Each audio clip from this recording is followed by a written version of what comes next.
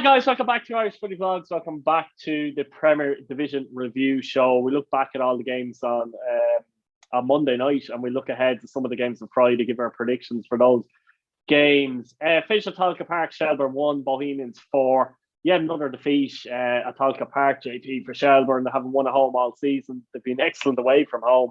I suppose I'll start off because I was at the game, and it was a meaty North Dublin derby, particularly in the first half where Bows led 2-1. And to be honest, which is fairly even, although Bows were slightly the better side.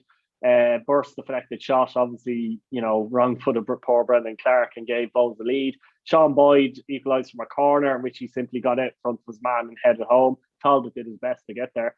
And a penalty right in half time, actually, from Dawson Devoy, gave Bows a 2-1 lead. There was a bit of controversy for the penalty, but to be honest, I couldn't really see it properly at the time, that kind of way, when you're looking at the match. But I've seen it back, and look, he kicks through the Bows player. For me, it's a definite penalty. I can't see how the penalty isn't given. He might mean to do it. He might be trying to kick the ball, but he doesn't. Does it mean they still a foul, whether you mean it or not?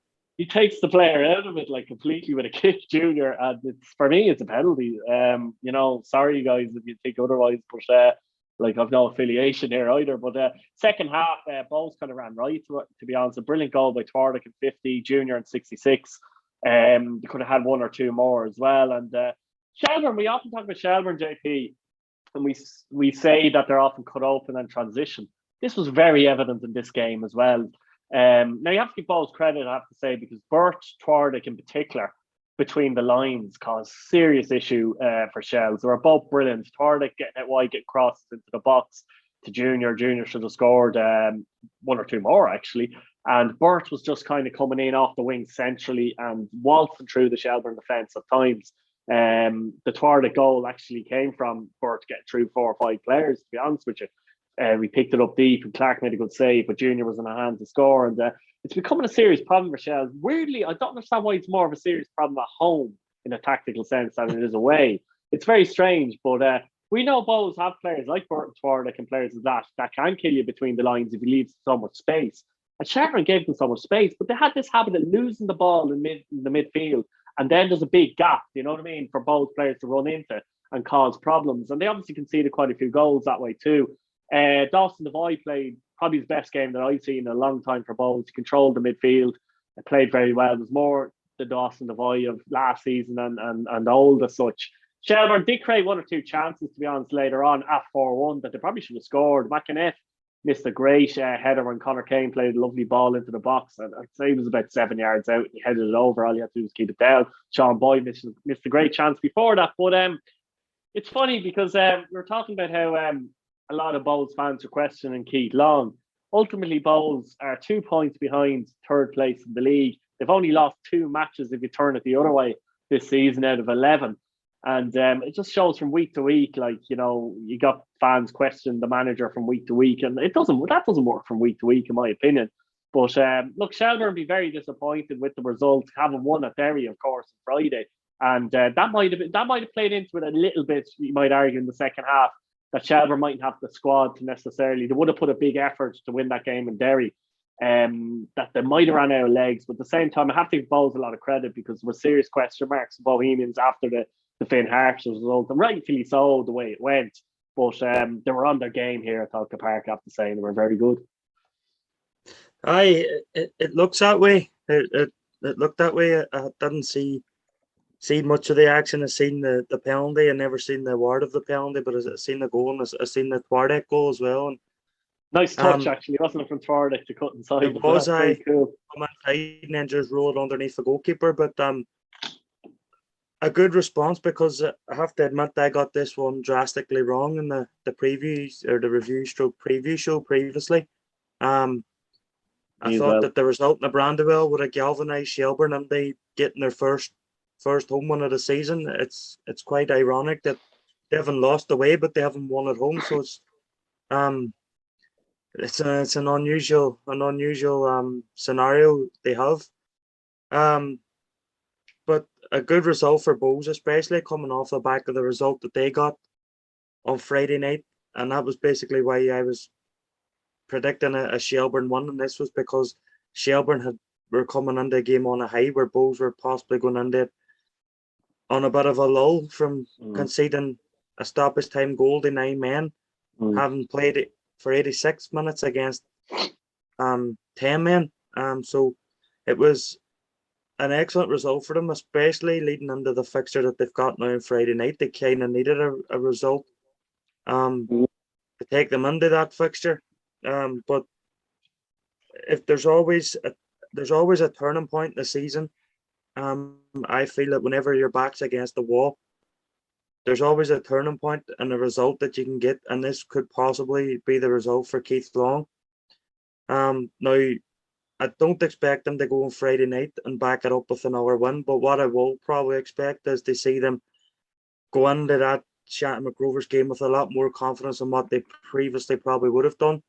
They maybe give Shamrock Rovers a better game than what they did in Tala, but they go to Tolka Park, one of our Dublin rivals. Probably we know the Dublin derby is Shamrock Rovers and Bohemians, but for a lot of Bows fans, because of the locality of the two teams, this is the game probably, and probably for Shelburne as well. So they go to Tolka Park and put in a performance like that, come away with 4 goals, 3 points.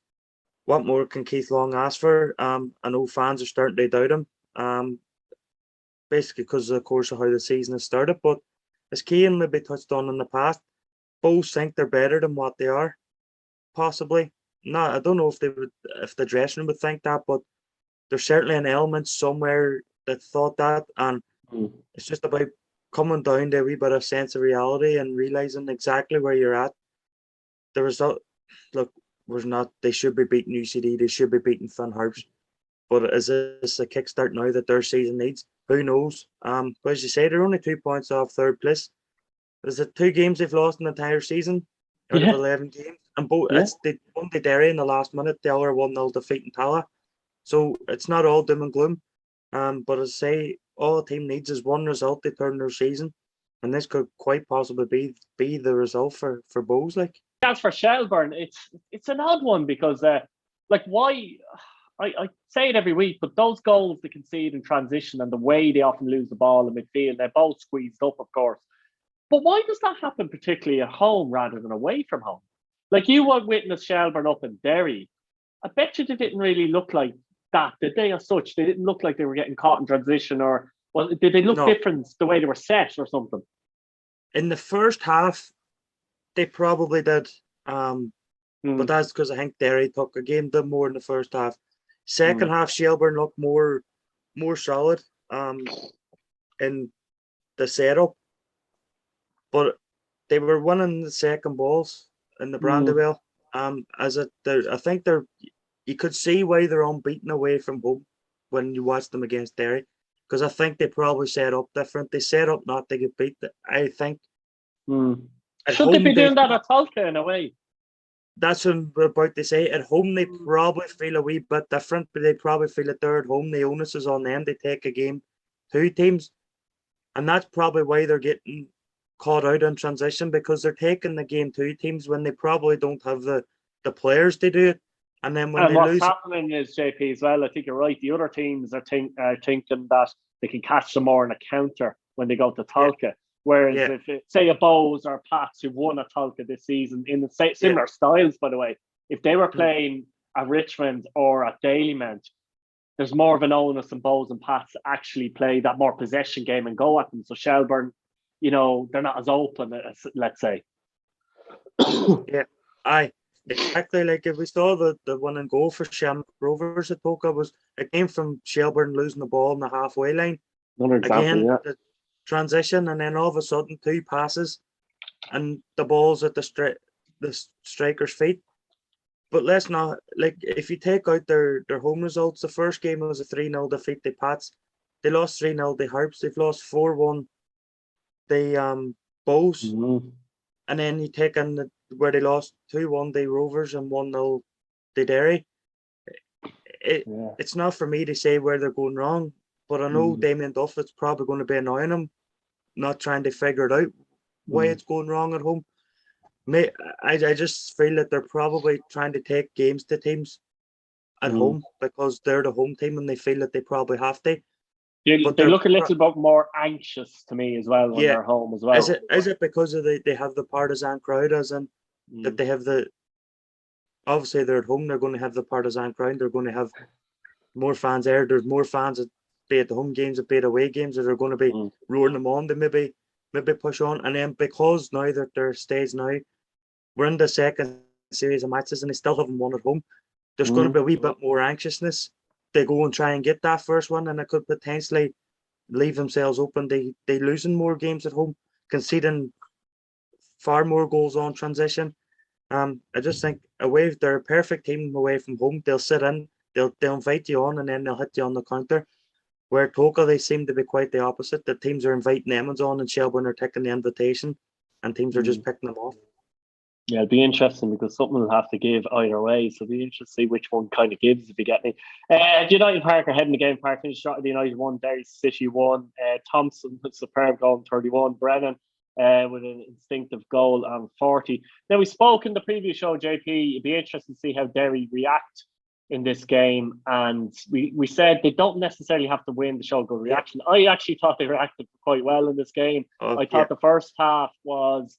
I thought Drogheda started well, actually. I think the first 15, 20 minutes, I think Drogheda pushed Derry under a bit of pressure, set pieces and things like that. And, you know what I mean? You wouldn't be shocked if Drogheda scored. When Derry did score, it was slightly at the time. It was slightly against the run of play, slightly. Brilliant goal by Thompson. And then what happened was, in the first half, the turning point for me was Akintunde. You'd feel like he should have scored, but he couldn't connect properly. The keeper made a save. And Sam Long makes an unbelievable save. He reacts well and he gets it away the second time. A couple of minutes later, Brennan's equalised to make it 1-1. Huge turning point in the game.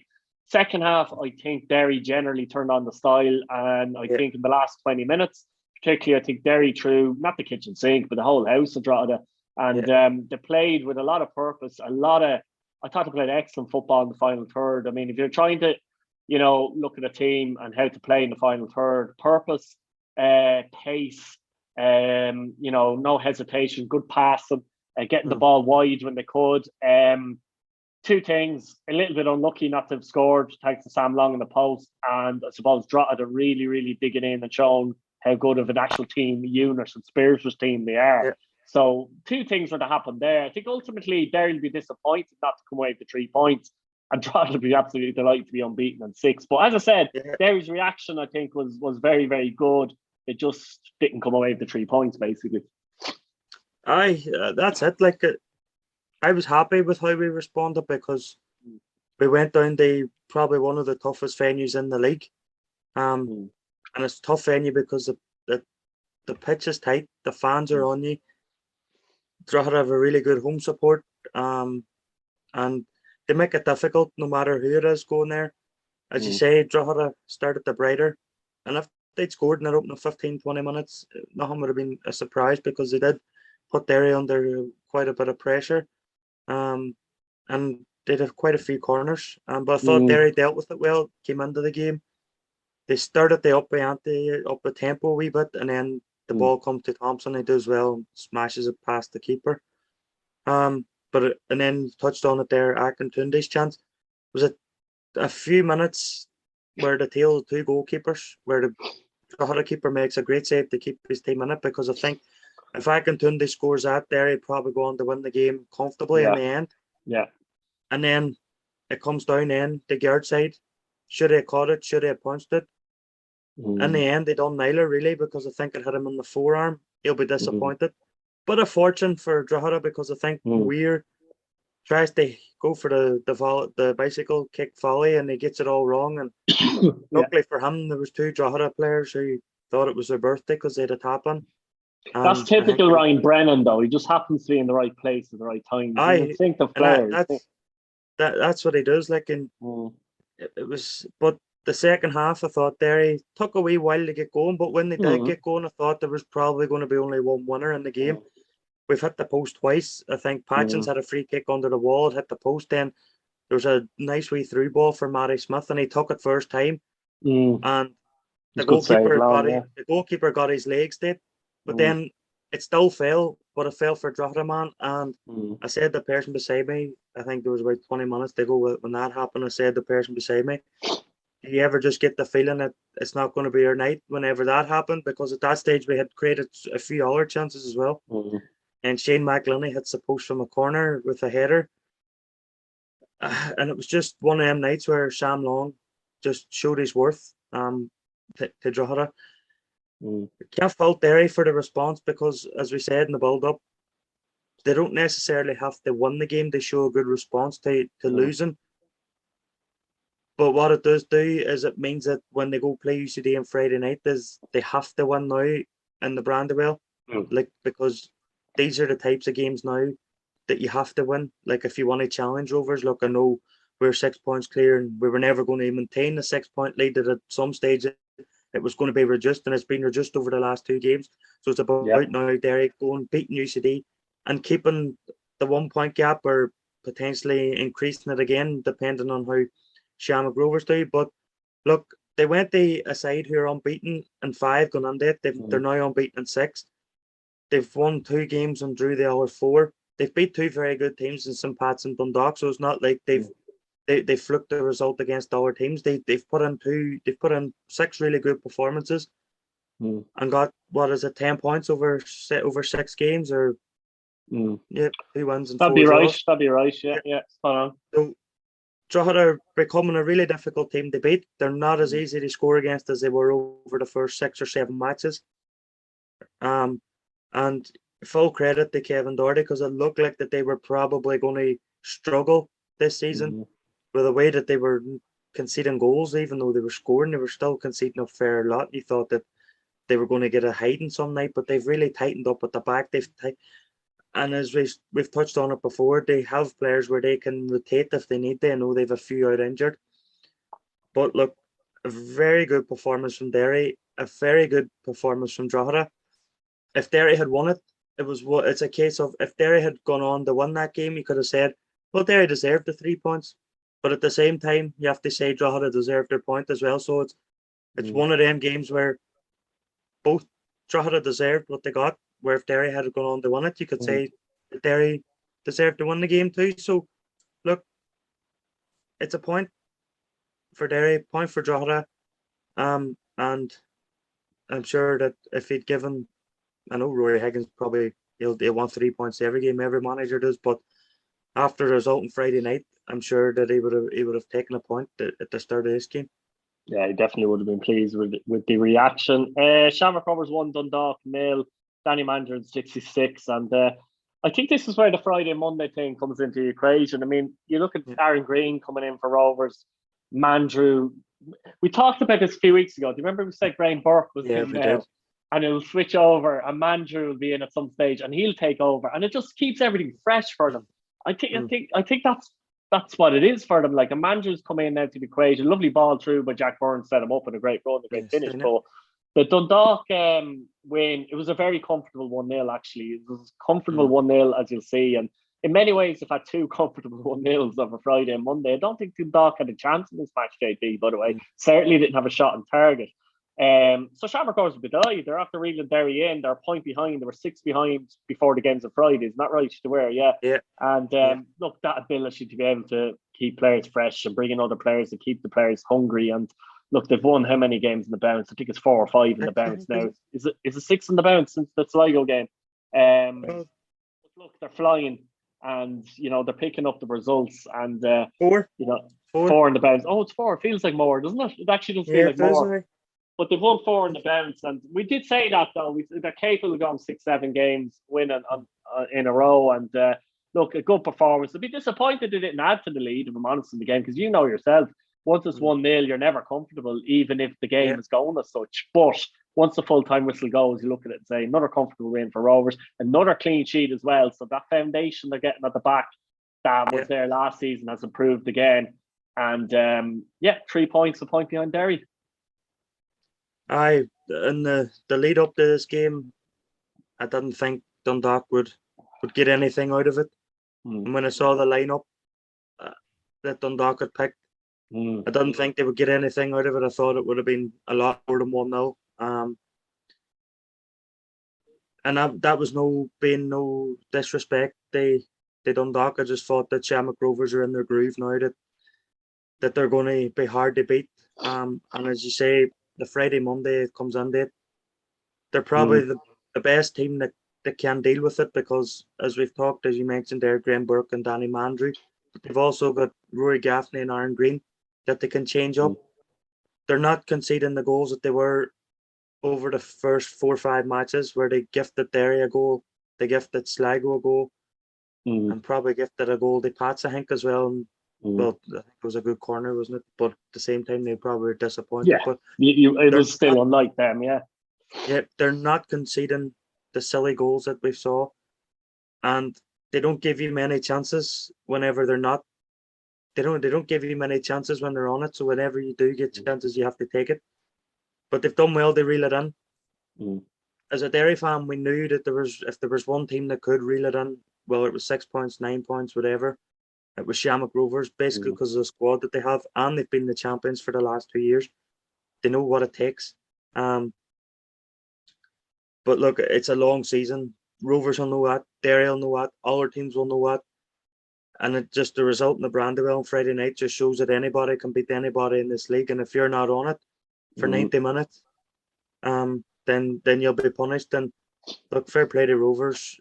As I didn't see this game, I saw the goal. Great ball from, was it Byrne, he said? It was Jack. It was a lovely run at the same time, though, wasn't it? It wasn't just a it was straight like run. One of them runs where he saw the pass before the pass was made. So he saw the run, and the defenders didn't see. The defenders waited till the pass was played, where Mandrew, I think, knew where the ball was going, so he headed into the space, and the defenders didn't see it. If Mandrew doesn't make the right run, doesn't it look like Byrne probably overplay it? Like if Mandrew doesn't see what he's going to do, it looks like it's overplayed. Mandrew saw the pass before the pass was even played, and then the two centre backs and the goalkeeper are both in no man's land. To be honest with you, and when he's got a lot to do, because he's so far out that he could think, right, I'm going to try and chip it or tick it round him, but he just plays it as if he's in a 6-yard box and just makes sure he hits the target and finds it back in net. And it's 3 points for Shamrock Rovers. Now, Dundalk had got their first win on Friday night. I didn't expect them to back it up with another one. And I say again, to say that was not being disrespectful to Dundalk. It was because of who the opposition were going to be on Monday. But look, it's a good win for Rovers. They've reeled Derry in again by another 2 points. Dundalk not be too disappointed in it, because they're still in the round the group that they want to be in, and they'll see our games as the games where they'll pick up the points that basically of they know that they're not challenging Shamrock Rovers, so they know that losing to Shamrock Rovers isn't really a dent in what they want to do.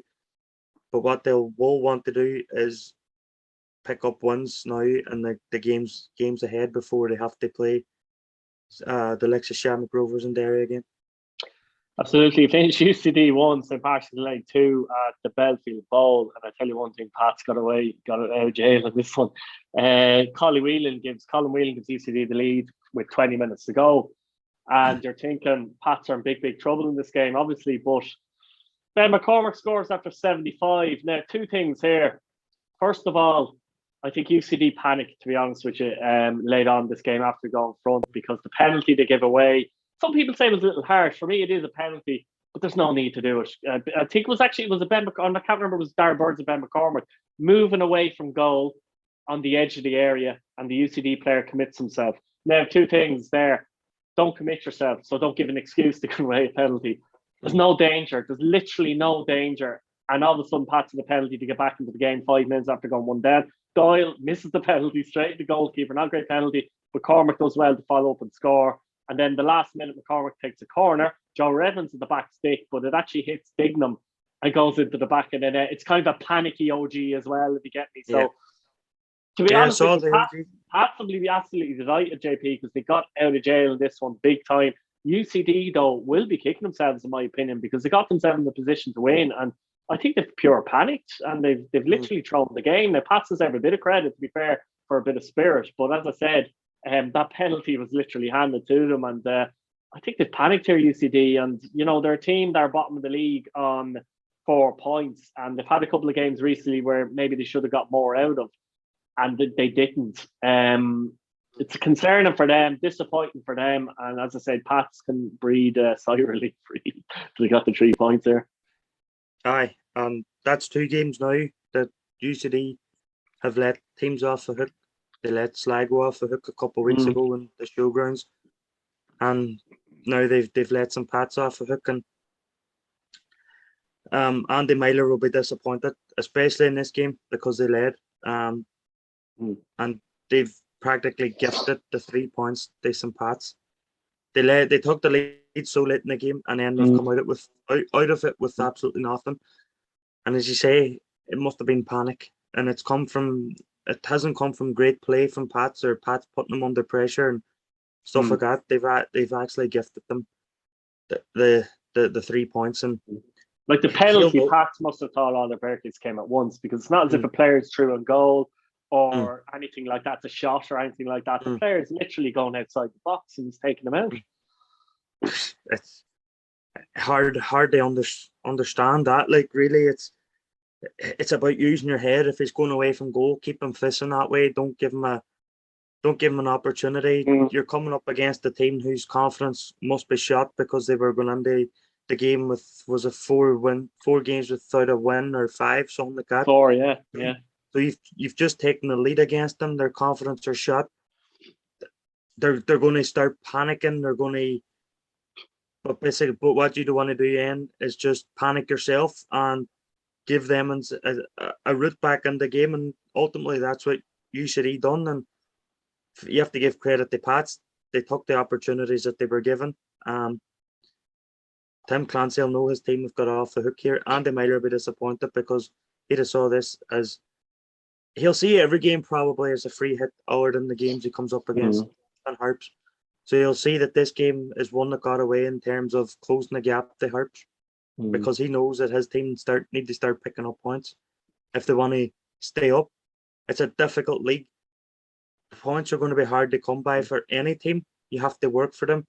But whenever you get yourself into a position like they did in Sligo, in a position like they did against some Pats, it's about seeing those moments over the line, and his team didn't do it. And you do fear for them, because we're getting to the point now where they need to start picking up points. I know we're early in the season, but Finn Harps are a team that you can see going to other places and putting in a performance and getting over the line.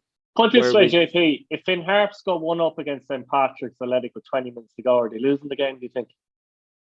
I don't think they're drawing the game. I think they're going on. I think they're going on to win the game, maybe by 2 goals. So that's the thing that will annoy Andy Myler, is he knows his team. His teams will have to, like, when they get these opportunities, when they take leads so late in game, like the 2 games that they've taken the lead in, it was late into the game, and they've come out of them with 1 point. So he'll know that his players will be disappointed. We know that, but it's about having the experience, and I think that's probably something that UCD lack compared to what maybe Finn Harps have, and getting over the line in big games. Absolutely, yeah. From a Pats point of view, quickly as well, it seems to me with Pats not quite clicking in attack for them. Defensively, they're pretty decent, you'd have to say, so far this season, but it's not clicking in attack. I mean, Darragh Burns is a very good player and playing well, but they seem to be relying on him. They probably need more, to be honest, from the 2 Doyles. If Tunde plays, which he played the last day, if Coughlin plays, which he played the last day. And for me, Tim Clancy's looking at all those attackers and kind of going, like, they're not bad names, but how do I get them to click together, and which is the best combination? There's obviously a bit of rotation, of course, but it's probably maybe to some people surprising that Pats aren't getting more out of their attack, perhaps. I think so, especially when you've got the likes of Darragh Burns and Billy King's another one as well. Chris Forrester behind them that can pull the strings in midfield. And then you've got Owen Doyle, who's been across the water for the last 10 years or so. So there's a lot of experience there with Owen Doyle, and like we know, it's not like they're bringing new players into the league that don't know the league. Like Tunde was here last year with Finn Harps. Billy King's been there a few years. Mark Doyle was at Drogheda, so it's players that know the league, so they probably just don't quite know one another just yet. Mm, That's probably what I would put it down to.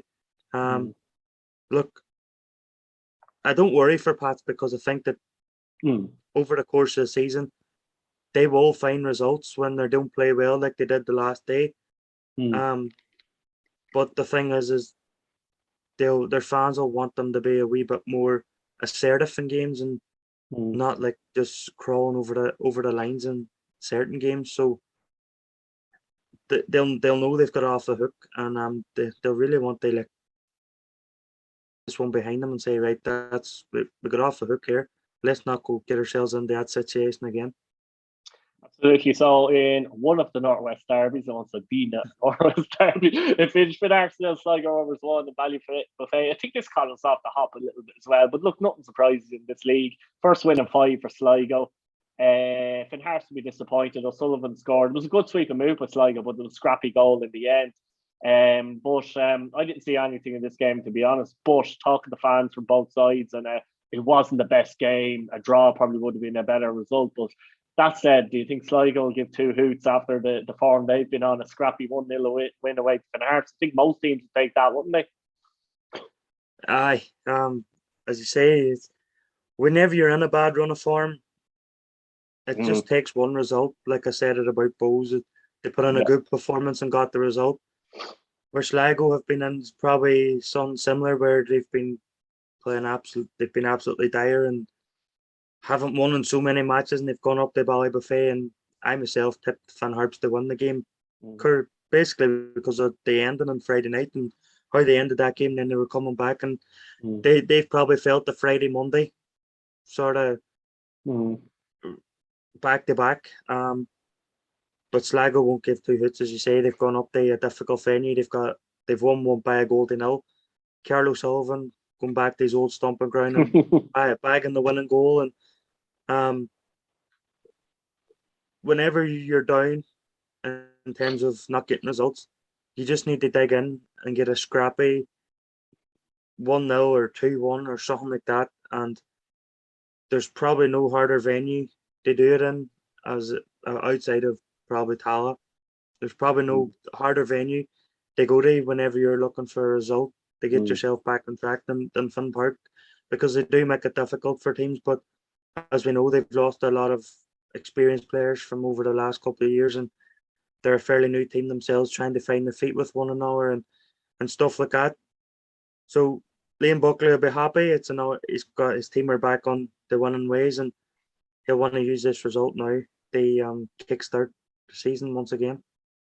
Yeah, we look ahead to Friday's games. One is on Saturday as well, so we'll give our predictions here. We'll start off actually with Harps as such. They're away to St Patrick's Athletic on Friday night. Pats haven't won any of their last 2 matches. Harps are now 5 points behind Shelbourne, who are in 8th place. I believe Webster could be injured as well. I haven't heard exactly, but talking might be out for a while. If that's the case, a big loss to Harps, considering some of the defenders that they've already lost in pre-season. Yeah.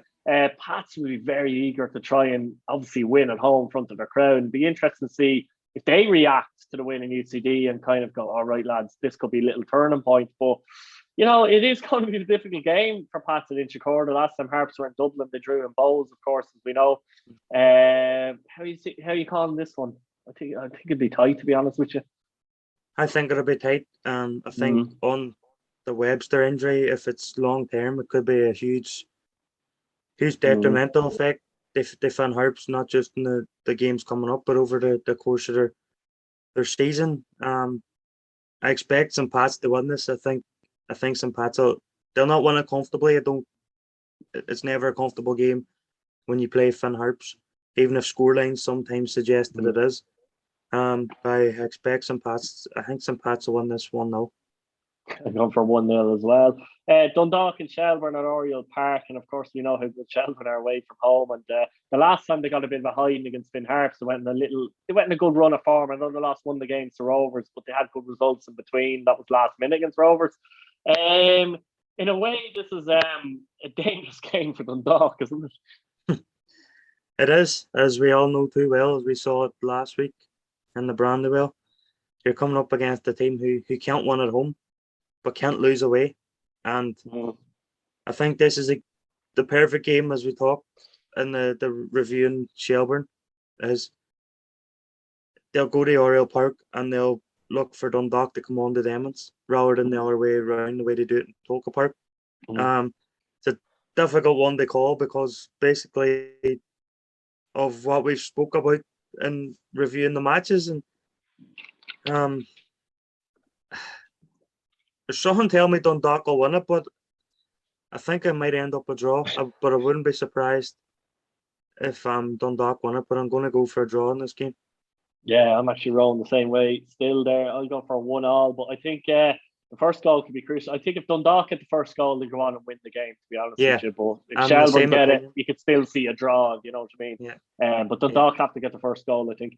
Derry City and UCD. Now, I'm fully aware, I said a few weeks ago that UCD at home was the perfect match for Sligo to bounce back in. And obviously they didn't. However, I just think Derry, as I said, even in Drogheda, I was impressed enough with most of their play against what was a difficult Drogheda side on the night and that. So UCD, they'll be very disappointed with that result against Pats, considering. But look, I really do find it very difficult Derry not winning this match. I think they might win it quite comfortably, personally. I think they might be, it could be a bit of a hiding there. I'm going for 3-0, to be honest, Derry. Yeah, and I think one thing from Monday is Roy Higgins made changes. Yeah. So he was able to rest McGonigal and McElhinney and players like that. And he brought Danny Lafferty back in the team. And from the talk on the ground on Monday night was that Maher will be back. Apparently he was sick over the last 2 games. So hopefully he's back for Friday night because you can see that the defence have got used to him. Yeah. He's more of a sweeper keeper, so if he's back, it'll be crucial. And as I say, he rung the changes. He brought Thompson in, McElhinney was on the bench, Lafferty came in, McGonigal's on the bench. So them players will be, even though Derry played well in Drogheda, they still made the changes. And I expect if you're going to make the same personnel changes or go with the same team, basically, it'll not weaken Derry. And I can see this being 3-0 to Derry. Then I suppose with the big Dublin derby, Bohemians take on Shamrock Rovers, and I always say this: no matter what form Rovers and Bulls are on, Bulls tend to beat Shamrock Rovers an awful lot at Dalymount Park. So this is a big one for Rovers in many ways, and obviously Bulls after that win in Shelburne, it'll bring even more of maybe, the crowd. They're always up for Shamrock Rovers, don't get me wrong, but I just think maybe give them a bit more of a confidence boost having won 4-1 in Shelburne. And you'll be watching this one, I'm sure, with one eye, hoping the Bulls do the usual at Dalymount. Aye, absolutely. Because whenever you're the challenger, you have to have a bit of hope somewhere and find out they drop points here, they drop points there, and then all of a sudden they drop points where you're not expecting it. So I think Bulls had to go into this on the back of a high. And they've got that with the 4-1 drubbing of Shelburne and Polka Park. So the fans will be going into this game with a lot more confidence. There'll probably be a lot more noise there. Not that they need any motivation. They'll be up for a game against Shamrock Rovers, but this is a game where form goes out the window. The last game in Tala didn't live up to what we expect Dublin derbies to be. The bit of needle on the pitch and off the pitch, and I fully expect this to be the total opposite. I think this will have the needle on the pitch, off the pitch. It's always more so like that at Dalymount than Tala. I don't really know why. And I think it's probably because of top you a little bit more at Dalymount, don't they? Yeah. I think so. And I think that's probably why it's more difficult for Rovers at Dalymount than it is Tala, because not just because it's a partisan crowd in favour of Bows, but because it's tighter. The fans are on you more. You're hearing everything that's been shouted, and where in Tala you're a wee bit more further away from the action and stuff like that. So my heart is telling me that Bows are going to get at least a draw out of this, but my head's telling me Shamrock Rovers are going to win it. Maybe nick it 1-0 or 2-1 or something like that. Yeah. I'm going to go with my head and say Shamrock Rovers. Yeah, I'm going against you. I think this is the first time now. I'm going for a draw on this one, and it'll be an interesting game for poor Andy Lyons, I can assure you. He'll feel it anyway. especially a right back. Might put him left back. Changing each half, whichever side, the other side. Finally on Saturday, Sligo Rovers take on Drogheda United, the showgrounds, and Drogheda United unbeaten at 6, of course, very tough team to beat at the moment. Sligo get that win in Harps. I just have a sense that Sligo might get back to winning ways at the showgrounds and pinch this one, actually. Aye. I watched Drogheda the other night, and as much as I was impressed with them, I thought Derry did cut them open a fair few bit in the second half. And I think that could pick. Oh, I know they'll have an extra day's rest. They go and play Sligo compared to if they were playing another team, because we know Sligo playing Saturday night at home.